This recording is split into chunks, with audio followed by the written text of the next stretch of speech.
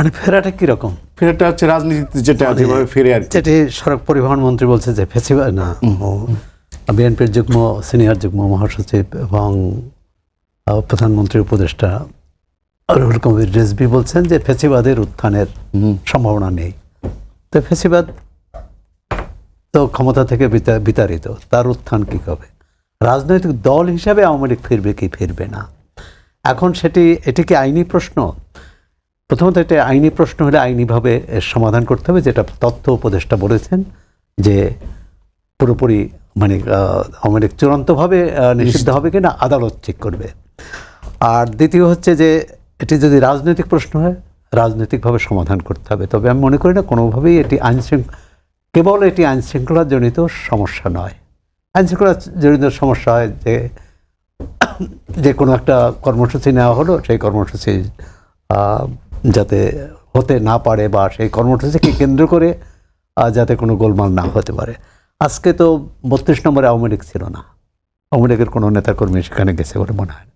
সেখানে জামাত একটা মিছিল করেছিল, সাংবাদিকরা তার ছবি তুলতে গেছিল, সেটি সংবাদ সংগ্রহ করতে গিয়েছিল। সেখানে কি ঘটনা ঘটছে সাংবাদিকদের উপর আক্রমণ করেছে নির্মমভাবে।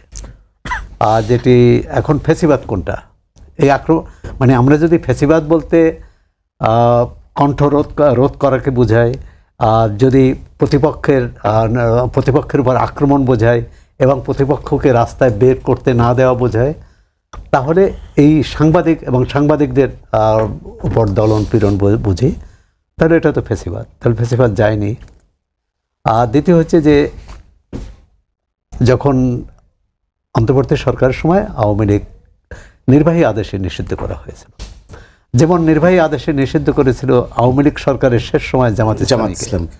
তো সুতরাং এই নির্বাহী আদেশে নিষিদ্ধ এটা কোনোভাবে গ্রহণযোগ্য। কিন্তু এখন তো ওটা পার্লামেন্টে রেটিফাই হয়েছে। আচ্ছা, পার্লামেন্ট হয়েছে মানে কি ওই আইনটা রেটিফাই হয়েছে, মানে এটি করা হয়েছে কিন্তু সন্ত্রাস দমন আইনে, এবং ওই সন্ত্রাস দমন আইনটি করা কিন্তু আওয়ামী লীগ সরকারের সময়। আমরা তো 55 বছর ধরে বলে আসছি কোনো রকম নিবর্তনমূলক আইন থাকবে না।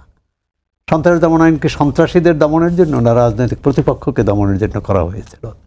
এখন রাজনৈতিক দল যদি সন্ত্রাসীর কায়দায়, এখন যেটা প্রশ্ন হচ্ছে যে গতকাল এর আগে স্বরাষ্ট্রমন্ত্রী বলেছে যে 23শে জুনকে সামনে রেখে যাতে কেউ বিশৃঙ্খলা তৈরি না করতে পারে, সন্ত্রাসী কর্মকাণ্ড না চালাতে পারে, সে কারণে পুলিশ নিয়োগ করা হয়েছে, পুলিশের পাশাপাশি সেনাবাহিনী মোতায়েন করা হয়েছে, এবং সেনাবাহিনী হয়তো 6টি জেলায় মোতায়েন করা হয়েছে। প্রথমত হচ্ছে যে তাহলে এই যেখানে আওয়ামী লীগ মিছিল করেনি সেখানে সন্ত্রাসী কর্মকাণ্ড কে করবে? আর খুব যে বড় মিছিল করেছে বা বড় ধরনের তারা শোডাউন দিয়েছে তাও মনে হয় না। তাদের গত 1.5 বছর ধরে যে রাজনৈতিক তৎপরতা সেটা কিন্তু সামাজিক মাধ্যমে। সুতরাং সামাজিক মাধ্যম কি, এবং সামাজিক মাধ্যম তো বন্ধ করার কোনো মেকানিজম এখনো তৈরি হয়নি। আওয়ামী লীগও পারেনি।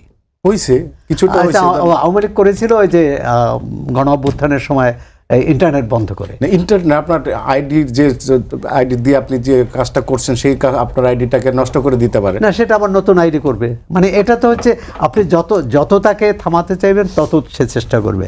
তা আমি মনে করি এই একটা হচ্ছে যে তথ্য উপদেষ্টার কথা করে যে এটা আদালতের মাধ্যমে এর মীমাংসা হতে পারে একটা। দ্বিতীয় হচ্ছে রাজনৈতিকভাবে মীমাংসা। এখন আদালতের মাধ্যমে ধরেন আদালতে যাদের বিরুদ্ধে মামলা আছে, যাদের বিরুদ্ধে অভিযোগ আছে, যাদের সমন জারি হয়েছে অথবা বিচার প্রক্রিয়া চলছে, সেটা সেভাবে দলের বিরুদ্ধে একটা রিট হয়েছে, আর দলের বিরুদ্ধে একটা আবেদন করা হয়েছে তাকে নিষিদ্ধ। আমি আদালতটাকে বাদ দিলাম, আওয়ামী লীগের দিক থেকে তাদের এই এত বড় একটা ঘটনার পরে তাদের নৈতিক কতখানি আছে, ভিত্তি আছে তাদেরকে আবার রাজনীতিতে। এসব ক্ষেত্রে সময় কিন্তু একটা বড় বিচারক বা বড় নির্ধারক। 2024 কি তারা নামতে পেরেছে কেউ? 2024 24 আগস্টে অথবা তার পরে 25 আগস্টেও, আজকে 26 আগস্টে তারা যে নামতে পারলো, নিশ্চয়ই শাসন ব্যবস্থায় রাজনৈতিক কর্মকাণ্ডে কোনো না কোনো দুর্বলতা ছিল, কোনো ঘাটতি ছিল। অথবা যে গণ অভ্যুত্থানটা যেসব অঙ্গীকার নিয়ে হয়েছিল সেই অঙ্গীকার বাস্তবায়নের ঘাটতি ছিল, যেটি সাবেক তথ্য উপদেষ্টা মাহফুজ আলম বলেছেন যে আওয়ামী লীগ কী কারণে প্রাসঙ্গিক হয়েছে, কী কারণে ফিরে আসছে। তিনি কিন্তু একবার বলছে যে আওয়ামী লীগ ফিরে এসেছে। আমি মনে করি না ফিরে এসেছে, কিন্তু কথা হচ্ছে যে যারা অপরাধ করেছে তাদের বিচার হোক, কিন্তু দল হিসাবে নিষিদ্ধ করা, দল হিসাবে বাংলাদেশে এবং পাকিস্তানে অনেক দল নিষিদ্ধ হয়েছে। পাকিস্তান আমলে জামাত ইসলাম 3 বার নিষিদ্ধ হয়েছে। স্বাধীনতার পর 10 বছর জামাত ইসলামের নামে দল ছিল না, 80 সাল পর্যন্ত। 80 সালে তাদের হয়েছে। সুতরাং কমিউনিস্ট পার্টি, তারপর ডেমোক্রেটিক লীগ জিয়াউর রহমানের আমলে নিষিদ্ধ হয়েছে। এরশাদও কোনো দল নিষিদ্ধ করেছেন। নিষিদ্ধ করে কিন্তু গণতান্ত্রিক ব্যবস্থায় কোনো দল নিষিদ্ধ করে গণতন্ত্রকে সংহত করা যাবে না, এগিয়েও নেওয়া যাবে না। এখন এটি আমি মনে করি রাজনৈতিক প্রশ্ন। তাই যারা অপরাধ করেছে তাদের যদি আপনি বিচার করেন, তাহলে অপরাধ যারা করে নাই তাদের, আমরা তো এই আওয়ামী লীগ ফিরে আসা না নির্বাচনের সময় দেখেছি কোনো দল নির্বাচনে প্রতিদ্বন্দ্বিতা করেছে, কোনো দল বলেছে যে আওয়ামী লীগ সমর্থকদের ভোট আমরা চাই না। এমনকি জামাত ইসলামের যে নায়েবে আমির আব্দুল্লাহ মোহাম্মদ তাহের, নাকি নাম ডক্টর আব্দুল্লাহ মোহাম্মদ, সৈয়দ আব্দুল্লাহ মোহাম্মদ তাহের, তিনিও কিন্তু বলেছেন যে যারা অপরাধ করে নাই, যারা নিষ্কলুষ আওয়ামী লীগার এবং যারা মুজিবুর হকের নিরীহ অনুসারী ছিলেন তাদের কাছে আমি ভোট চাই। বিএনপির তো বিভিন্ন জায়গায় চেয়েছে। এমনকি এনসিপিরও কোথাও বলছে যে যাদের মানে নিরীহ আওয়ামী লীগারদের ভোট চাই। তাহলে নিরীহ আওয়ামী লীগারদের যদি রাস্তায় নামে আপনি কি বলবেন? আইনিভাবে তো বাধা দিতে পারেন না। আর যদি বলেন বিচারটা 1.5 বছরেও হয়নি, 2 বছর হতে চলছে, 2 বছরও হয়নি, বিচারটা কবে হবে? প্রথমত দলের বিচার, দ্বিতীয় হচ্ছে যাদের বিরুদ্ধে অভিযোগ এসেছে। একজন সাংবাদিকের বিরুদ্ধে যদি আপনি একাধিক হত্যা মামলা দেন, যে হত্যা করেছে তিনি যদি অন্য অপরাধ করেন, একজন শিক্ষকের বিরুদ্ধে হত্যা মামলা, একজন আইনজীবীর বিরুদ্ধে হত্যা মামলা, সাবেক প্রধান বিচারপতির বিরুদ্ধে হত্যা মামলা, তাহলে বিচার প্রক্রিয়াটা কি সঠিকভাবে চলছে? আমরা তো আদালতের উপর নির্ভর করবো। যদি আপনি বলছেন যে আদালত বাদ দিলাম, আপনি নৈতিক যে প্রশ্ন করেছেন, অবশ্যই নৈতিক প্রশ্নটি এখানে জড়িত। 24শে জুলাই অভ্যুত্থানের দায় আওয়ামী লীগকে নিতে হবে। তারপর তাদের আত্মজিজ্ঞাসা করতে হবে, অনুশোচনা করতে হবে, রাজনীতিতে ফিরে আসতে হলে। কারণ এটি কোনো অপরাধ স্বীকার করলে তার মধ্যে সেটা কোনো দুর্বলতা নয়, বরং অপরাধ অস্বীকার করলে, অগ্রাহ্য করলে সেটি কিন্তু নৈতিক অবস্থানকে দুর্বল করে। আর দলটি কোত্থেকে পরিচালিত হবে? দলটি দেশের দল হলে দেশের মাটিতেই পরিচালিত হবে। আমরা তো দৃশ্যমান কাউকে দেখি না, অদৃশ্য দল তো পরিচালিত হতে পারে না। এই বিষয়ে যে বর্তমান সরকারি দল এবং বিরোধী দলের অবস্থানটা কি, অভিন্ন মনে হয় না। যদিও সংসদে আওয়ামী লীগ নিষিদ্ধ হোক এই আইনটি সবাই মিলে পাশ করেছে, কিন্তু এর মধ্যে আওয়ামী লীগ, বিএনপি এবং জামাত ইসলামের দৃষ্টিভঙ্গিগত পার্থক্য আছে। আপনার কাছে কি মনে হয় যে কোনো না কোনো দল তাদেরকে চায় যে তারা রাজনীতি আবার পুনর্বাসিত হোক? মানে এই প্রশ্নে কি কোনো দ্বিমত আছে?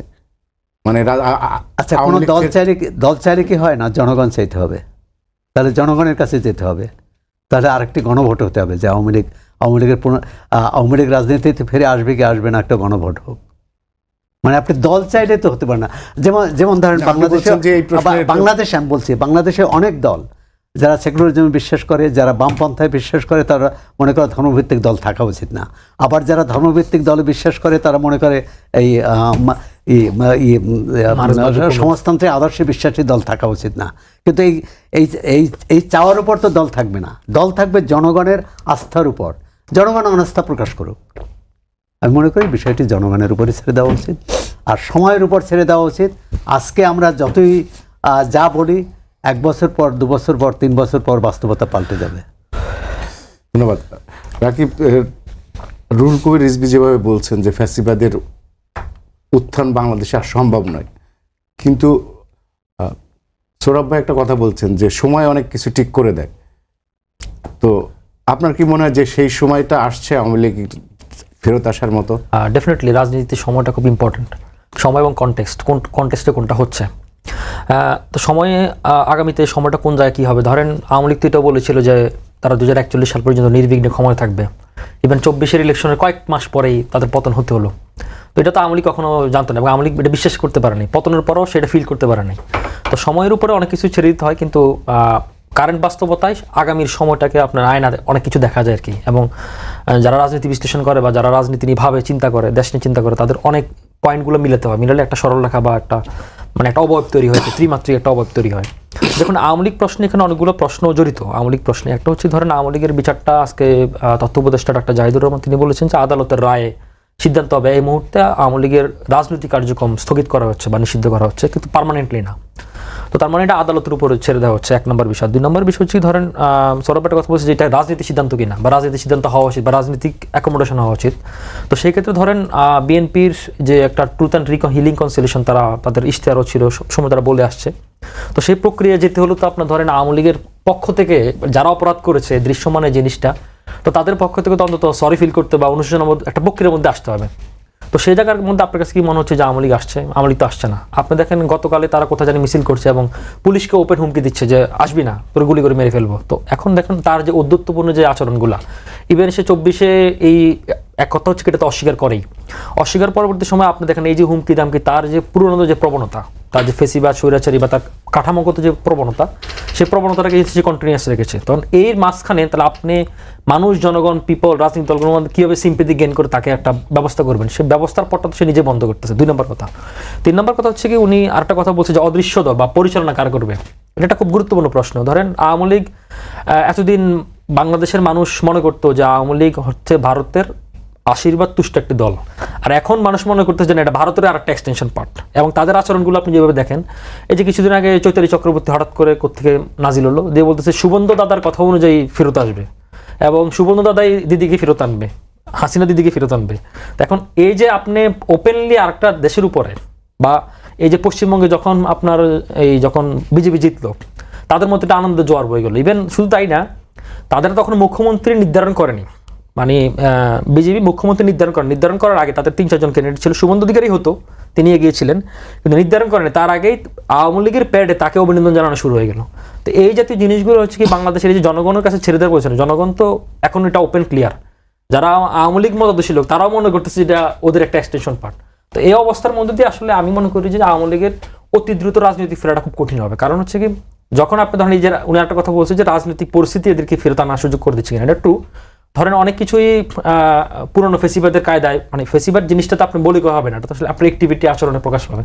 যেমন আজকে দেখেন 32 এখানে তো আওয়ামী লীগের কেউ যায়নি এবং সরকারও তো কাউকে কেন পাঠায়নি, গেছে কারা, জামাত গেছে, আবার পিটেছে সাংবাদিকের পিটেছে। তো এটা তো ওপেন আপনাদের মিডিয়াগুলোতে আসছে। তো এটা কিন্তু আরেকটা ফেসিবাদের আচরণ, কারণ আপনি আরেকজনকে জোরপূর্বক দমন করতে যাচ্ছেন। আওয়ামী লীগ যদি কোনো বিশৃঙ্খলা করে বা ওরা যদি করে, এটা দায়িত্ব সরকারের, তার সাথে একটা এক্সিস্টিং গভর্নমেন্ট আছে, স্বরাষ্ট্র মন্ত্রণালয় আছে, পুলিশ আছে, অন্যান্য তার ফোর্সিং বাহিনীগুলো আছে। তো সেটা দায়িত্ব নেই বা আপনাকে দায়িত্ব নেওয়ার জন্য বলা নেই, তার মানে আপনি নিজ থেকেই আরেকটা ফেসিবাদ নিজের উপর দায়ভার নিয়ে নিচ্ছেন। তো এই আচরণগুলো প্রকাশ হলে তো তখন এই আচরণগুলো যত বেশি আপনি করবেন সমাজে, তত বেশি আওয়ামী লীগ প্রাসঙ্গিক হয়ে যাবে অটোমেটিকলি। এই কারণে আমরা মনে করি যে আওয়ামী লীগকে আওয়ামী লীগের পলিটিক্যালি ডিল করতে হবে, আর আদালতের বিষয়টা তো আদালতের উপর ছেড়ে দেওয়া হচ্ছে, সময়ের কাছে ছেড়ে দেওয়া হচ্ছে। বাট আমার কাছে যেটা মনে হয়, এখানে আরেকটা প্রশ্ন এখানে জরুরি, অনেকে এটা মনে করেন, আমি আমার পার্সোনাল আন্ডারস্ট্যান্ডিং এর জায়গা থেকে আমি মনে করি যে আওয়ামী লীগ ফিরবে, যেহেতু একটা ভোটার সংখ্যা ছিল, কোনো না কোনো ফর্মে সে ফিরবে। হ্যাঁ, কারণ আপনার মুসলিম লীগে তো নিষিদ্ধ করা নেই, কোনো না কোনো ফর্মে সে ছিল, জাতীয় পার্টিতে অনেকগুলো ভগ্নাংশ ছিল, ইভেন আপনার জাসদেরও তো অনেকগুলো ভগ্নাংশ আছে। তো সেক্ষেত্রে আমি মনে করি যে আওয়ামী লীগে ফিরবে, কিন্তু এখানে মেজর কোশ্চেন আমার কাছে সেটা যে হাসিনার নেতৃত্বে আওয়ামী লীগ ফিরবে কিনা। এ ব্যাপারে আমার কোনো সন্দেহ নেই যে হাসিনার নেতৃত্বে আওয়ামী লীগ আর কোনোদিন ফিরতে পারতেছে না। এখানে আপনার একটা যোগ করি, ধরেন আপনি যদি আওয়ামী লীগের মতাদর্শী বা নিউট্রালাইজ কাউকে জিজ্ঞেস করেন যে হাসিনা কে ফিরবে, এর সঠিক উত্তর আপনি তার কাছে পাবেন না। সে মনে করে যে কোনো না কোনো সময় ভারত বাংলাদেশের উপর প্রেশার খাটিয়ে, সরকারের উপর প্রেশার খাটিয়ে হাসিনাকে এখানে দিয়ে যাবে বা হাসিনা ফেরত আসবে, এই বাস্তবতা কি এখানে আছে। ধরেন আরেকটা আপনাকে আমি যোগ করি, পৃথিবীতে গণ অভ্যুত্থানের মুখে বা গণ আন্দোলনের মুখে যেসব এ ধরনের শাসকদের পতন হয়েছে, খুব কম শাসক নিজ দেশে ফেরত এসেছে, যারা পালিয়ে গেছে। ধরেন রেজা পাহলভি 1979-এ ইরানি শাসন বিপ্লবের পর, তারপরে ইজিপ্টে 80 সালে উনি মারা গেলেন। ফার্দিনান্দ মার্কাস 86 সালে পিপল পাবলিক রেভলিউশনের মধ্যে ক্ষমতাচ্যুত হলো, যুক্তরাষ্ট্রের হাওয়াইতে 1989-তে মারা গেলেন। ইদি আমিন উগান্ডার তিনি মারা গেলেন জেদ্দাতে। তারপরে বেন আলী 2011 সালে, যেটাকে আমাদের সাথে মিলানো হয় তিউনিসিয়ার, তিনি মারা গেলেন আবার হচ্ছে সৌদি আরবে। এরকম অসংখ্য উদাহরণ আছে। তো হাসিনার যে বয়স, কারণ হাসিনার বয়স +-80, তো সেই 80 বয়স আগামী এই সরকার যদি 5 বছর, তো একটা ইলেকটেড গভর্নমেন্ট সাধারণভাবে থাকবে, তো 85 হবে, তখন তার বয়স, এই বয়স প্রেক্ষিতে এটা যদি হাসিনার বয়সটা যদি ধরেন 40, 50, 60 যদি হতো, তাও এটা মেনে নিতে পারতাম। কিন্তু আমি মনে করি না যে হাসিনার ফেরার কোনো সুযোগ আছে। এখন আওয়ামী লীগের নেতৃত্বটা পরবর্তী কাজ নেবে। আমাদের অনেক মঞ্চে, অনেক জায়গায়, রাজনৈতিক অঙ্গনে অনেক কানাঘোষা রয়েছে যে পরবর্তী দায়টা কার, মানে দায়িত্বটা কে নেবে? কি সজীব ওয়াজেদ জয়ের হাতে যাবে, শেখ কেরিনার হাতে যাবে, ববির হাতে যাবে, নাকি তাদের পরিবারের বাইরে কাউকে যাবে? তো সেটা দেখার জন্য হচ্ছে কি আওয়ামী লীগের ভবিষ্যৎ তখন নির্ধারিত হবে। বাট আমার কাছে ইন কমন সেন্সে ওপেন আইতে মনে হচ্ছে, ইনভিজিবল আইতে সেটা হচ্ছে যে হাসিনা নেতৃত্বে আওয়ামী লীগের ফেরা হচ্ছে না। ধন্যবাদ। শিশির, আপনার কাছে আসি। সেটা হচ্ছে কার্যক্রম নিষিদ্ধ আওয়ামী লীগকে ঠেকাতে 11 দলীয় জোট মাঠে নেমেছে, কিন্তু সরকারের পুলিশ বাহিনী আছে, কয়েকটা জায়গায় সেনাবাহিনী মোতায়েন করা আছে। তার মানে সরকারের সব আইন শৃঙ্খলা বাহিনীর সক্ষমতা নিয়ে কি আপনাদের কোনো সন্দেহ আছে যে আপনাদের রাজপথে নামতে হচ্ছে? দেখেন, 11 দলীয় জোট বা বাংলাদেশের জনগণ, বাংলাদেশের জুলাই বিপ্লবীরা বা যারা জুলাই ঘটিয়েছে বাংলাদেশে, তারা আওয়ামী লীগের ব্যাপারে একদম স্পষ্ট অবস্থান নিয়েছে। এখানে রাজনৈতিক দল দিয়ে বিবেচনা করলেও হবে না। অনেক সাধারণ মানুষ এখন রাস্তায় নেমেছে। আপনি দেখবেন বিভিন্ন ইউনিভার্সিটি ক্যাম্পাসগুলোতে যাই দেখেন, সাধারণ শিক্ষার্থীরা কিন্তু আওয়ামী লীগের ব্যাপারে একটা সিদ্ধান্ত নিয়ে নিয়েছে। তো আওয়ামী লীগের ব্যাপারটা যেটা মানে আজকে তথ্য উপদেষ্টা বললেন, মানে আমরা মাঝে মাঝে আহত হই ওনার আচরণে, যে আওয়ামী লীগ নিষিদ্ধ হবে কি হবে না এই সিদ্ধান্ত আদালত নেবে। দেখেন, আওয়ামী লীগ কোনো রাজনৈতিক দল না। বাংলাদেশে একটি মাত্র রাজনৈতিক দল, তারা নিজেদেরকে নিষিদ্ধ করে বাকশালে ঢুকে গেছে এবং তারা নিজের দল নিষিদ্ধ করতে পারে, এটা একমাত্র আওয়ামী লীগ। আওয়ামী লীগ নিষিদ্ধ হয়ে বাকশাল হয়েছে, সুতরাং তারা ওই জায়গা থেকেও তারা মানে রাজনৈতিক দল হিসেবে থাকতে চায় না। তারা একটা বাকশাল ফেসিজমের মধ্যে ঢুকছে। শেখ হাসিনাও বাংলাদেশে কোনো সময় রাজনৈতিক দল হিসেবে নিজের বা রাজনৈতিক নেতা হিসেবে কখনো সে নিজের মনে করতো না, সেখানে একটা রেজিমে মনে করতো। তো সুতরাং আওয়ামী লীগের রাজনৈতিক দল হিসেবে কখনো যদি আমরা চিন্তা করি, তাহলে আমরা পলিটিক্যাল সায়েন্সে এটা ভুল করবেন। রাজনৈতিক সংজ্ঞায় এটা আসে না।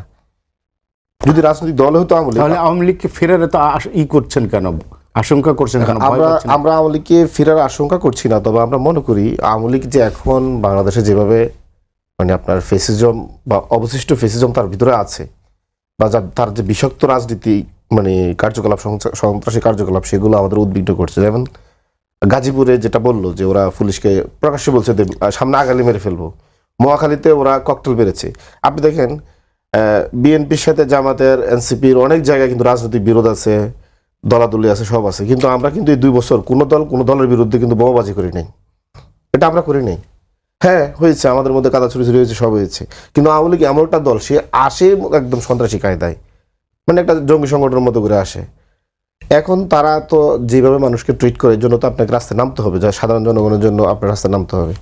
আর কিছু জিনিস ভাই, যেটা সৌরভ ভাই বললো, আমি শুনলাম যে ফেসিজম এখন আমাদের মধ্যে আছে, ভাই আওয়ামী লীগের মধ্যে কতটুকু দেখতে পারলো। দেখেন, আজকে জামাতের নেতাকর্মীরা বা কিছু উগ্র সমর্থকরা যেটা করেছে সাংবাদিকদের সাথে, এটা আমরা প্রত্যেকে নিন্দা জানাই। এটাকে কখনোভাবে জাস্টিফাই করার সুযোগ নেই। কিন্তু আপনাকে দেখতে হবে, কিছুদিন আগে কিন্তু বগুড়ায় আমাদের প্রতিমন্ত্রী মীর শাহ আলমের বিরুদ্ধচারণ করায় 4 জন সাংবাদিককে কিন্তু জেলে ভরেছে। আজকে তো শুধু মানে হামলা হয়েছে, তারা জেলে ভরে দিয়েছে। তো সেগুলো কিন্তু আমরা সেভাবে বড় করে দেখি না। আমরা আওয়ামী লীগ যেভাবে ভোবাজি করছে, সেটাকেও ফেসিবাদ মনে করতেছি না। আজকে এখানে শুধু সংঘর্ষটাকে ফেসিবাদ মনে করতেছি। আমি এই সংঘর্ষকে জাস্টিফাই করি না, এটা একটা উগ্রবাদ। এবং আমি মনে করি বাংলাদেশে ইসলামপন্থীদের মধ্যে উগ্রবাদ আছে, বামপন্থীদের মধ্যে বামপন্থার উগ্রবাদ আছে, জাতীয়বাদীদের মধ্যে উগ্র জাতীয়তাবাদী উগ্রবাদ আছে, এগুলো আছে বাংলাদেশে। এগুলো মানে এখনো রাজনৈতিক চর্চাটা আমরা ওইভাবে যাইতে পারি নাই, বা এখনো আমরা মানে শিক্ষিত রাজনৈতিক জনগোষ্ঠী হইতে পারি না, এটা আমার কাছে মনে হয়। তো শুধু এক পকেটটা দেখলে হবে না। আর যেটা বললেন তথ্য উপদেষ্টা, আদালতের বিষয়, দেখেন, একমাত্র বাংলাদেশের জনগণ যারা আদালতকে স্বাধীন করছে। এই যে যদি আমরা জুলাই আমরা এই বিপ্লব না করতাম, বাংলাদেশে আদালত যে পরাধীন ছিল, এটা আজীবন পরাধীন থাকতো। এই যে 17 বছর আমাদের 3টা ইলেকশনে আমাদের ভোট দেওয়ার অধিকার হরণ করলো, আদালত কি পারছে আমাদের ভোটার অধিকার ফিরে দিতে? বরং আদালতের প্রধান বিচারপতিকে এই দেশ থেকে লাথি মেরে বের করে দিয়েছে। তারা তার নিজের অধিকারও পায় নাই। এই জুলাই যদি না করতো, আদালত স্বাধীন হতো না। আমরা এখন আদালতকে স্বাধীন করে দিচ্ছি। যদি এখন আদালত যদি অন্য কিছু করতে যায়, বা বাংলাদেশের জনগণ যাদেরকে বারবার উদ্ধার করে স্বাধীন করে দেয়, তাদের অধিকার ফিরিয়ে দেয়, এখন তারা যদি মনে করে একটা সন্ত্রাসী গোষ্ঠীকে তারা কোনোভাবে প্রতিবেশী দেশে আদালতে কি সিদ্ধান্ত নেবে আপনি আপনি যেটা আমি বলছেন সেটা স্বাধীন। আমি বলতে চাই না, এখানে আমার এখানে আশঙ্কা আছে, কারণ বাংলাদেশের আদালতকে বা নিম্ন আদালতকে বারবার রাজনৈতিক দলগুলো প্রভাবিত করে, যেটা আমলি করেছে। এখন এই উপদেষ্টার কথা আমি মানে সন্দেহ পোষণ করছি, তারা আবার কোনোভাবে আদালতের মাধ্যমে আওয়ামী লীগকে ছাড় দিচ্ছে কিনা, কারণ কথার টোন হচ্ছে অনেকটা আওয়ামী লীগকে একটু নর্মালাইজেশন প্রজেক্টের মতো। তো এটা আমাদের একদমই স্পষ্ট অবস্থান। আর তারপর যেটা ভাই বললেন যে মানে শিক্ষকদেরকে মানে গ্রেপ্তার করা হচ্ছে যারা, আচ্ছা এখন শিক্ষক তো ধরেন আপনার যদি বলি ঢাকা ইউনিভার্সিটির যে মুক্তিযোদ্ধার কমান্ডার যে লীগ ছিল, ও যে শিক্ষক জামাল উদ্দিন, সে তো বলছে জুলাই যোদ্ধাদেরকে ব্রাশ ফায়ার করো, গুলি করো। সে তো শিক্ষক, তাকে গ্রেপ্তার করবে না? নাকি শিক্ষকতার কারণে তার হচ্ছে সব গুনাহ মাফ হয়ে যাবে? যদি আপনি বলেন এই যে মূল্যবাদের অর্থনীতির লেখে বাংলাদেশের সমস্ত ব্যাংক লুট করে ফেলেছে, 234 বিলিয়ন টাকা পাচারকে যারা জায়েজ করেছে, এই যে আবুল বারাকাত, সেও তো শিক্ষক, এখন কি আপনি তাকে মাফ করে দিবেন শিক্ষক হওয়ার কারণে? এবার আসেন, উনি বিচারপতিদের কথা বললো, বিচারপতি খায়রুল হক বাংলাদেশের ভোটাধিকার হরানোর জন্য মানে তার আওয়ামী লীগের পাড় চাটামি করে তার জীবন ধ্বংস করে দিয়েছে। এখন খায়রুল হকের বিচার হবে না? সংশ্লিষ্ট ধারায় তো মামলা না, হবে। আমি বলতেছি, এখন আপনি যদি বলেন খায়রুল হক বিচারক, হ্যাঁ জাস্টিস মাই হ্যাঁ, লর্ড, হ্যাঁ, আমি এটা আপনি এটা বলতে পারবেন না, বলতে হবে হ্যাঁ বিচারক। আমি শেষ করি, বলেন, বলেন। এবার আসেন সাংবাদিকদের কথায়। বাংলাদেশে গণমাধ্যম, স্বাধীন গণমাধ্যম, সাংবাদিক, এই ব্যাপারে আমাদের কোড অফ কন্ডাক্ট আছে, সবসময় আছে। কিন্তু যদি কেউ যদি ধরেন আপনার ফারজানা রূপের মতো যদি বলে যে হেফাজতের এখানে সব জঙ্গি, এদেরকে গুলি করে মেরে ফেলা উচিত, এই গণহত্যার সাথে যারা জড়িত থাকে, উস্কানি দেয়, সম্মতি উৎপাদন করে, তাদের ব্যাপারে বাংলাদেশে প্রচলিত আইনি কি বিচার হবে না? সাংবাদিক হওয়ার কারণে কি আপনি মানে মনে করেন প্রচলিত আইনে হবে, ধরবেন আপনারে? কিন্তু আপনাকে নির্দিষ্ট অভিযোগের কি অভিযোগ আমি তো দিবেন? নির্দিষ্ট অভিযোগের ভিত্তিতে বলতেছি। এখন নির্দিষ্ট অভিযোগের ভিত্তিতে বললে বলে সাংবাদিক গ্রেপ্তার, নির্দিষ্ট অভিযোগের ভিত্তিতে ধরলে বলে শিক্ষক না গ্রেপ্তার, না, হত্যা বিচারপতি মামলা, গ্রেপ্তার। হত্যা মামলা। এখন আমি আপনাকে বলি, শেখ হাসিনা কি কাউকে মানে নিজ হাতে গুলি করছে নাকি? সে তো সুপ্রিম অথরিটি, সে নির্দেশনা দিয়েছে। যারা এখানে এই যে সাংবাদিক, বিচারক, তারপরে হচ্ছে এখানে আপনি যদি বলেন অধ্যাপক, তারা অধ্যাপক ব্যাংক লুট করার সম্মতি উৎপাদন করে দিয়েছে কিভাবে ব্যাংক লুট করতে হবে। সাংবাদিক এখানে মানুষ মারার জন্য সম্মতি উৎপাদন করেছে কিভাবে মানুষ মারতে হবে। এখানে বিচারক এখানে ভোটাধিকার হরানোর জন্য সে রায় দিয়েছে। তাহলে আপনার এই যে জিনিসগুলো, তারা কি এখানে দোষী না শেখ হাসিনার মতো? আপনি বলবেন যে না, তারা নির্দিষ্টভাবে তারা তো কারো গুলি করে নাই, সে আবুল বারাকাত তো নিজে হাতে ব্যাংক লুট করে নাই। আপনি বলবেন যে খায়রুল হক তো কারো বলে নাই তুমি ভোট দিও না, কিন্তু সে তো তত্ত্বাবধায়ক সরকার ব্যবস্থায় দেশে জাদুঘরে পাঠিয়ে দিছে। এগুলো ব্যাপারে তো আপনার স্পষ্ট রাখতে হবে। এখন আমরা মানে বলি যে দেখেন, আওয়ামী লীগের ব্যাপারে আমরা বরাবর বলি আওয়ামী লীগ আসলে কোনো বাংলাদেশের দল না। আওয়ামী লীগ দেখেন, যদি আওয়ামী লীগ বাংলাদেশের দল হতো, এই যে দলটা আমাদের চট্টগ্রাম এবং হচ্ছে রংপুর বিচ্ছিন্ন করার জন্য ভারতের গভর্নমেন্ট অফিসাররা এবং যারা সমরবিদ এমিরেটাস অধ্যাপক ভারত কর্নার, সে বলেছে রংপুর দখল করে নাও অথবা বিচ্ছিন্ন করে নাও বা কিনে নাও। আমরা সকল রাজনৈতিক দল, সুশীল সমাজ, বাংলাদেশের জনগণের প্রতিবাদ করছে। আওয়ামী লীগের বুদ্ধিজীবী বা আওয়ামী লীগ মনে কেউ আপনি প্রতিবাদ করতে দেখছেন? তারা তো চায় রংপুর দখল করে নাও, তারা তো চায় ইন্ডিয়া এখানে অপারেশনে নামুক, ইন্ডিয়া বাংলাদেশে বোমা ফেলা। এখন তাদেরকে কি আপনি বাংলাদেশের জনগণের মতো করে ট্রিট করলে হবে? দ্বিতীয়ত হচ্ছে আওয়ামী লীগের ব্যাপারে আমাদের একটা ফয়সালা হয়ে গেছে। কিভাবে? আওয়ামী লীগ নিজে একটা যুদ্ধ ঘোষণা করেছে, জুলাই যুদ্ধ। এই যুদ্ধে সে তার সমস্ত শক্তি, রাজনৈতিক শক্তি, তার সকল প্রশাসন, তার বৈদেশিক সমর্থন সব নিয়ে সে আমাদের সাথে রাজপথে লড়াই করছে, লড়াই করে সে পরাজিত হয়েছে। পরাজিত হওয়ার মধ্য দিয়ে তার ব্যাপারে ফয়সালা হয়ে গেছে। এখন যদি বলেন তার অবশিষ্ট কি আছে, তার হচ্ছে বিচার বাকি আছে, যেটা নাৎসি পার্টির বিরুদ্ধে মানে করা হয়েছে, নাৎসিদের ব্যাপারে যে বিচার হয়েছে, বা আপনি যদি বলেন আশরাফ গানী সরকার যেভাবে পালিয়ে গেছে, আপনি যদি বলেন এখানে সিরিয়ার বাশার আল সরকার, আসাদ সরকার, এদের ব্যাপারে যে সিদ্ধান্ত হয়েছে, এরকম সিদ্ধান্ত হয়েছে। এখন অনেকে বলবে তা আওয়ামী লীগের তো পারেন নাই, আওয়ামী লীগ তো এখনো আছে, মানে পাড়ায় মহল্লা এখনো মাঝে মাঝে উকি ঝুঁকি দেয়, তাদের ব্যাপারে কি সিদ্ধান্ত হবে? দেখেন, আমি আপনাকে বলি, ইরানের পরাজিত শক্তি আজকে 50 বছর হয়ে গেছে, তারপর তারা ইরানের ওই বিপ্লবকে মানে না, এই গভর্নমেন্টকে মানে না, ইরান দেশটাকে মানে না। তার মানে কি ইরান পিছিয়ে গিয়েছে? ইরানের জনগণ কি তাদেরকে আবার মনে করছে তারাই সঠিক?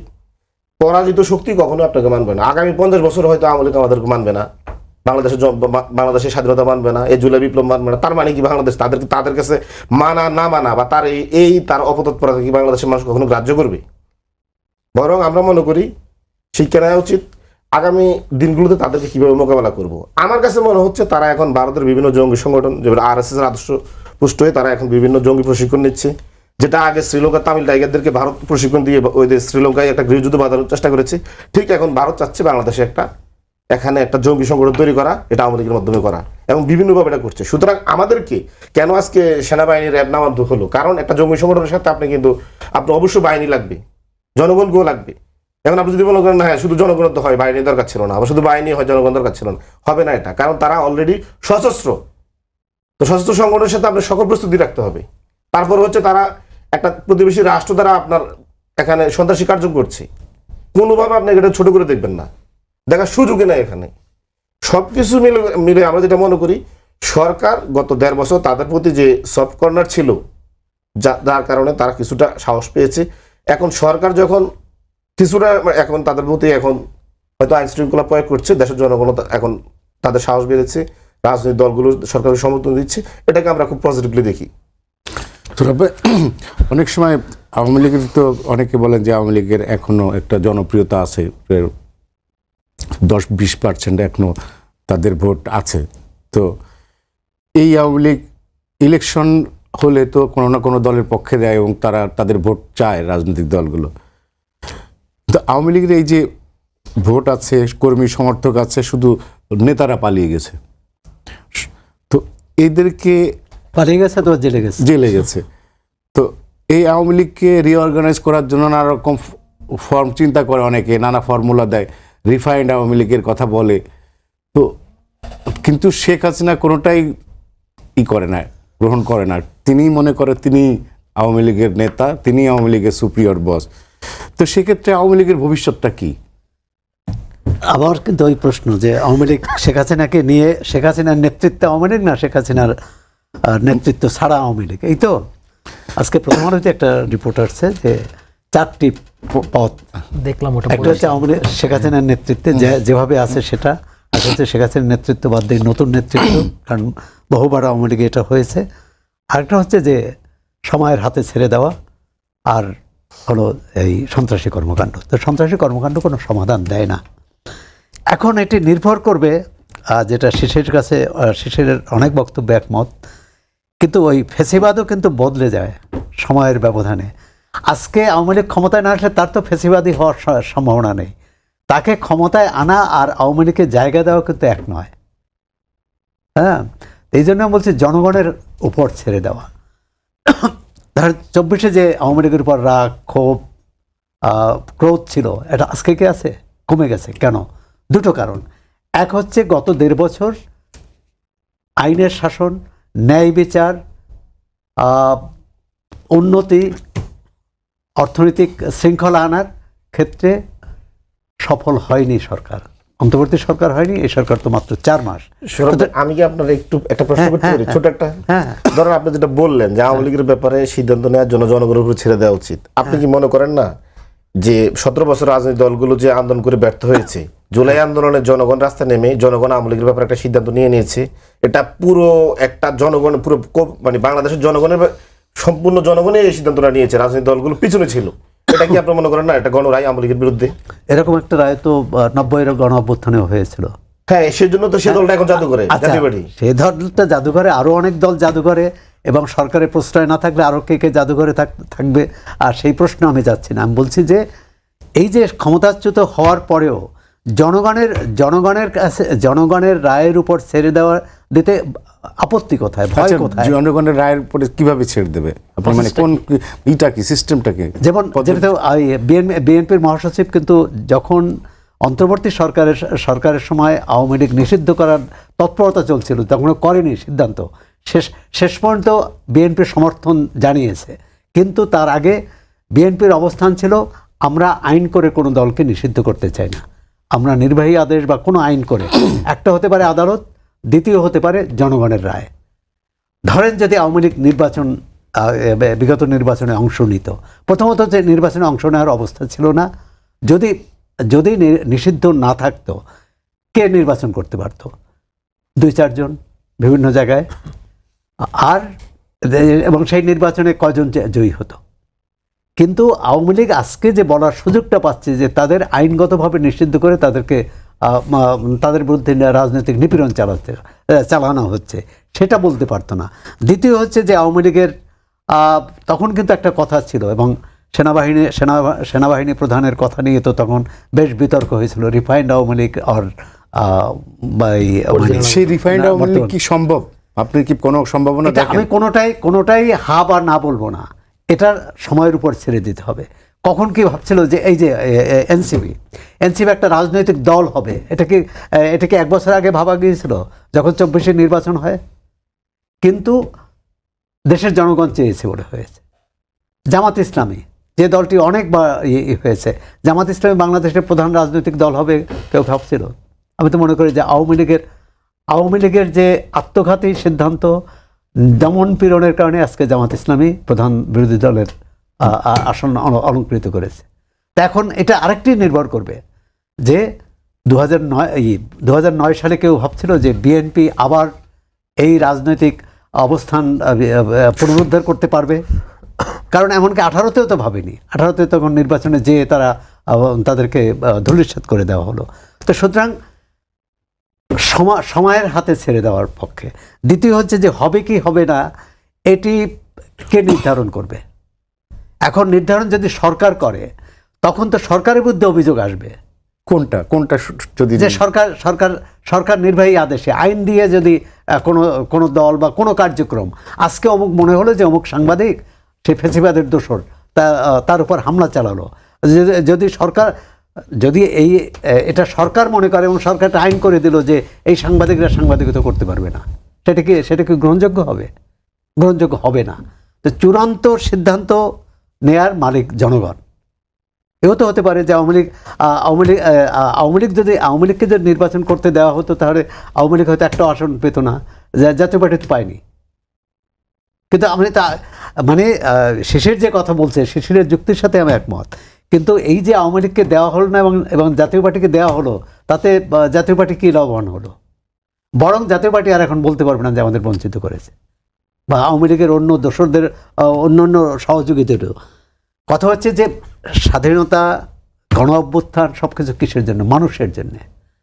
যে মানুষ গণ অভ্যুত্থানের সমস্ত জনগণই অংশ নিয়েছে, কিন্তু যাদের সবচেয়ে বেশি ভূমিকা ছিল, জোরালো ভূমিকা ছিল, সে সাধারণ মানুষ, তাদের ভাগ্যের পরিবর্তন হয়েছে, তাদের অবস্থার পরিবর্তন হয়েছে। আমরা তো দেখলাম যে রায়ের বাজার বদ্ধভূমিতে 118 জন শহীদের নাম ঠিকানা পাওয়া যায়নি, অজ্ঞাতনামা শহীদ হিসেবে তাদের দাফন করা হয়েছে। তো এই রাষ্ট্রের কি দায়িত্ব ছিল না তাদের খুঁজে বের করা? আন্দোলনে যারা জয়ী হয়েছে তাদের কি দায়িত্ব ছিল না তাদের খুঁজে বের করা? কিন্তু আমরা অনেক সময় দায়িত্ব পালন করি না, কিন্তু আমরা যতটা করি। আর যে বিষয়টি হচ্ছে আওয়ামী লীগের প্রশ্নটি, আমি মনে করি আমরা 55 বছর ঝগড়াঝাটি করেছি, 55 বছর সংঘর্ষ, অভ্যুত্থান, গণ অভ্যুত্থান, পাল্টা অভ্যুত্থান, সামরিক বাহিনীতে পাল্টা কু হয়েছে। আর কতদিন? একটা সামগ্রিক, যেটা বিএনপির নির্বাচনী ইশতেহারেও আছে, একটা সামগ্রিক রিকনসিলিয়েশন, একটা ঐকমত্য। আজকে দেখেন ইরান যে জয়ী হয়েছে কেন? ঐক্যবদ্ধ ছিল বলে। আজকে ভারত কেন? যে কোনো দেশ, এর চেয়েও বড় দেশও যদি বাংলাদেশের উপর সেন দৃষ্টি দেয়, তাকে প্রতিরোধ করা যাবে, প্রতিহত করা যাবে আমাদের ঐক্য থাকলে। আর যদি ধরেন যেটা রাকিব বললেন যে 15-20% যদি আওয়ামী লীগের সমর্থন থাকে, তাদেরকে বাদ দিয়ে আমরা চলতে চাইবো কেন? গণতন্ত্রে কমিউনিস্ট শাসনে তো বিরোধী যারা আছে তাদেরকে সবারই কণ্ঠরোধ করে বা জেলে পাঠিয়ে দেশ শাসন করে, কিন্তু গণতন্ত্রে এটা হবে না। আর এই পথ যদি করবো তাহলে আওয়ামী লীগের পথেই যাওয়া হবে। যে আওয়ামী লীগ কী চেয়েছে, তার যারা বিরোধী ছিল তাদের সবাইকে হয় জেলে ভরো, না হলে রাজনীতির বাইরে রাখো, সংসদের বাইরে রাখো, আমরা আমার মতো দেশ চালাবো। তো ওই আশা করি যে এই যে গণ অভ্যুত্থানে এটাও তো চেতনা যে সবার দেশ, এই দেশটা কোনো একটি গোষ্ঠীর না, একটি দলের না, একটি পক্ষের না। এখানে জামাত ইসলামের রাজনীতি করার অধিকার থাকবে, বামপন্থীদের রাজনীতি করার অধিকার থাকবে, এবং সেই অধিকারটা অবশ্যই সন্ত্রাসী কর্মকাণ্ডের নয়। এই সরকারি কর্মকাণ্ডকে আবার সন্ত্রাসী কর্মকাণ্ড ঠেকানোর নামে কেউ সন্ত্রাস করবে, সেটাও প্রযোজ্য না, আর সেটাও গ্রহণযোগ্য না। যেমন শিশিরই উল্লেখ করলেন যে এই যে একজন মন্ত্রীর বিরুদ্ধে রিপোর্ট করার কারণে রিপোর্ট করার কারণে একজন সাংবাদিককে গ্রেপ্তার করা হলো, 4 জন। সম্পাদককে গ্রেপ্তার করা হলো। এখন আপনি যদি এটা বলেন, এখন যদি বিএনপির কোনো নেতা বলেন যে এই সরকারি উন্নয়ন কর্মকাণ্ড বানচাল করার জন্য এটা এই মন্ত্রীর বিরুদ্ধে অপপ্রচার চালিয়েছে, এই জন্য তাকে গ্রেপ্তার করা হয়েছে, আমরা মেনে নেব না। সুতরাং এটা বিচার করা। আপনি যে সাংবাদিকদের কথা বলছেন, যে এই শিক্ষকদের কথা বলছেন বা বিচারপতিদের কথা বলছেন, তাহলে হতে পারে কি একটা কমিশন করা হোক। একটা কমিশন করার মধ্যে প্রতিটি ঘটনা, প্রতিটি অভিযোগ যাচাই বাছাই করে সুষ্ঠু প্রয়োজনে আপনি জাতিসংঘকে নিয়ে আসেন, প্রয়োজনে আপনি অন্য সংস্থাকে নিয়ে আসেন, বাইরে থেকে বিশেষজ্ঞ নিয়ে আসেন, কিন্তু একটা সমাধানে যেতে হবে। কিন্তু আমরা যদি এই নিম্নচাপ রেখে যদি কোনো সমাধান না করে যদি চাই, যেমন ধরেন আওয়ামী লীগ আর দু বছরে এই প্রকাশ্য তৎপরতা চালাতে পারলো না বা চালাতে দেয়া হলো না, তাহলে কি সমস্যার সমাধান হবে? আমি একটু রাকিবের কাছে আসি। রাকিব, আমরা একটু অন্য প্রসঙ্গে আলাপ করি। সেটা হচ্ছে প্রধানমন্ত্রীর প্রথম বিদেশ সফর, এবং নানা রকম কথাবার্তা ছিল কোন দেশ দিয়ে উনি শুরু করবেন। অনেকে বলছিল ভারত কিনা, কিন্তু উনি একটা তৃতীয় দেশ দিয়ে শুরু করলেন। ওনার মূল উদ্দেশ্য হচ্ছে চায়না ভিজিট। এই বিষয়টাকে আপনি কিভাবে দেখছেন? এই যে ডিপ্লোম্যাটিক একটা চাল বিএনপি সরকারের, যে ভারতকে এড়িয়ে মালয়েশিয়া এবং চায়না ভিজিট, এটা মানে এই ভিজিটটা ইন্ডিয়া কিভাবে দেখবে? যে আপনাকে আবার ধন্যবাদ। ইন্ডিয়া কীভাবে দেখবে, এটা হচ্ছে বড় বিষয়। হচ্ছে কি বাংলাদেশ কতটুকু এই দুটা সফরতে গেইন করতে পারছে, এটা বড় প্রশ্ন, 1 নম্বর কথা। 2 নম্বর কথা হচ্ছে কি, ধরেন এক্ষেত্রে আমি মনে করি যে বিএনপি সরকার বা বিএনপির পররাষ্ট্রনীতি একটা মাস্টার স্ট্রোক গেম খেলেছে। সেটা হচ্ছে যে চায়না এবং হচ্ছে আপনার ইন্ডিয়া, ইভেন কি সৌদি আরব, বিএনপি সরকারের প্রিভিয়াস সফরগুলো শুরুর দিকে সৌদি আরব তালিকা থাকতো, এই 3টি দেশকে মাইনাস বাদ রেখে মালয়েশিয়াকে একটা বাফার স্টেট বা বাফার কান্ট্রি ভিজিট হিসেবে রেখেছে। মাত্র 18 ঘন্টা সফর, এবং এই সফরে যে আহামরি খুব বেশি বাংলাদেশ কিছু গেইন করে উঠেছে ব্যাপারটা একদমই তা না, কিন্তু এখানে অনেকগুলো সিগনিফিকেন্ট মার্কিং রয়েছে। 1 নম্বর কথা হচ্ছে, ধরেন আমি 2 নেতার মধ্যে একটা সাদৃশ্য পাই। কারণ তারেক রহমান উনি সম্ভবত 594 দিন সম্ভবত জেল খাটতে হয়েছে 1/11 টাইমে, নির্যাতিত হয়ে পরে 17 বছর লন্ডনে নির্বাসিত জীবন যাপন করতে হয়েছে। একই চিত্র আবার আনার ইব্রাহিমের ক্ষেত্রেও সমকামিতার অভিযোগে দীর্ঘদিন জেল খাটতে হয়েছে। জেল থেকে বেরোয় উনি যে আবার প্রধানমন্ত্রী হবেন, এটা একটা বড় মিরাকল ছিল। আরেকটি মিল পাওয়া যায়, দুজনেরই স্পাউস, দুজনেরই স্ত্রীরা এখানে একটা সৌহার্দ্যপূর্ণ পরিবেশে তারা আলাপ আলোচনা করেছেন, দুজনেই স্ত্রী ডাক্তার। তো এক্ষেত্রে হচ্ছে কি বাংলাদেশের ক্ষেত্রে আমি মনে করি যে বাংলাদেশের মূলত যে এজেন্ডা ছিল সেটা হচ্ছে কি শ্রমবাজারটা। কারণ দীর্ঘদিন থেকে আমাদের শ্রমবাজারটা বন্ধ 24 সাল থেকে। কারণ হচ্ছে কি এই লোটাস কামালের বা আওয়ামী লীগের কিছু অলিগার্কির এটা যে পরিমাণ বাণিজ্য করেছিল, তারপর অনিয়মের অভিযোগে মালয়েশিয়া সরকার দীর্ঘদিন বন্ধ রেখেছিল। আর এই মুহূর্তে মালয়েশিয়াতে বাংলাদেশের রেজিস্টার্ড প্রায় 1 মিলিয়ন বাংলাদেশে ওয়ার্কার রয়েছে, আনরেজিস্টার্ড রয়েছে 7 to 8 লাখ। তো এটারও একটা চাপ রয়েছে, অনেকে জেলের হয়রানি ভোগাইতেছে, পুলিশ হয়রানি ভোগাইতেছে। তো এর বাইরেও শ্রমবাজারের বাইরে বাংলাদেশ আসিয়ানের সেক্টরাল ডায়ালগ পার্টনার, কিংবা ওদের পক্ষ থেকে একটা প্রস্তাব দেওয়া হয়েছে বাংলাদেশের বঙ্গোপসাগরে নতুন করে গ্যাস উত্তোলনের ব্যাপারে। তো এর বাইরে উনি চীনে যাচ্ছেন। আমি চীনটাকে একটু খুব গুরুত্বপূর্ণ দেখতে চাই। চীন এমন একটা কান্ট্রি, ধরেন বাংলাদেশের স্বাধীনতার বঙ্গবন্ধু হত্যার পরে আগ পর্যন্ত 2টা দেশ বাংলাদেশকে স্বীকৃতি দেয়নি। এই 2টা দেশ হচ্ছে সৌদি আরব এবং হচ্ছে চায়না। বঙ্গবন্ধু হত্যাকাণ্ড হলো 15ই আগস্ট, আর 31শে আগস্ট হচ্ছে চায়না স্বীকৃতি দেয়। এবং জিয়াউর রহমান ক্ষমতা নেওয়ার পরে তিনি 1976 সালে জানুয়ারি মাসে প্রথম চায়না সফর করেন। প্রথম সফরটা ওনার চায়নাতে ছিল। বেগম খালেদা জিয়া 9 বার সফর করেন, 5 বার প্রধানমন্ত্রী থাকা অবস্থায়, 4 বার বিরোধী দলের নেত্রী থাকা অবস্থায়। তো চায়না বাংলাদেশের শুধু বাংলাদেশের জন্য না, এই উপমহাদেশ বা সাউথ এশিয়ান কান্ট্রিগুলোর জন্য এখন একটা বড় ধরনের একটা ফ্যাক্টর। শুধুমাত্র অর্থনৈতিক না, ইকোনমিকের বাইরেও সামরিক জোট বা কোঅপারেশনগত যোগ বা কৌশলগত জায়গা থেকে চায়না অনেক গুরুত্বপূর্ণ জায়গা। আর এই মুহূর্তে বাংলাদেশ যেহেতু দীর্ঘদিন থেকে বাংলাদেশের বিনিয়োগ খরা, বাংলাদেশের অর্থনৈতিক ক্রাইসিস, মেগা প্রকল্প। তো আমি আজকেই কিছুক্ষণ আগে আমি আসার পথে দেখলাম, সেটা হচ্ছে ধরেন আরেকটা ডিপ্লোম্যাটিক মাইলস্টোন হচ্ছে কি, ধরেন অনেকেই বলছে যে আমেরিকার সাথে আমরা এত বড় একটা চুক্তি করে ফেললাম, তো এখানে চায়না কি বাংলাদেশকে বিনিয়োগ করবে কিনা বা চায়নাকে ছাড় দিবে কিনা। দেখুন, আমরা 14টি বোয়িং কিনতেছি না আমেরিকা থেকে, তো 14টি বোয়িংয়ের মধ্যে আমাদের 2035 সালের মধ্যে 47টি বোয়িংয়ের চাহিদা রয়েছে, 14টি আমরা ওখানে কিনতেছি। ইউনুস সরকারের আমলে চায়নার সাথে সমঝোতা চুক্তি স্মারক হয়েছিল যে আমরা হচ্ছে 20টি J-10C ফাইটার বিমান কিনবো, কি মাল্টিরোল ফাইটার। এ সরকার এসে আবার এটাকে 24টা করে ফেললো আজকে। তো এটা হচ্ছে কি প্রায় 4 কোটি বা 40 মিলিয়ন USD সমমূল্য।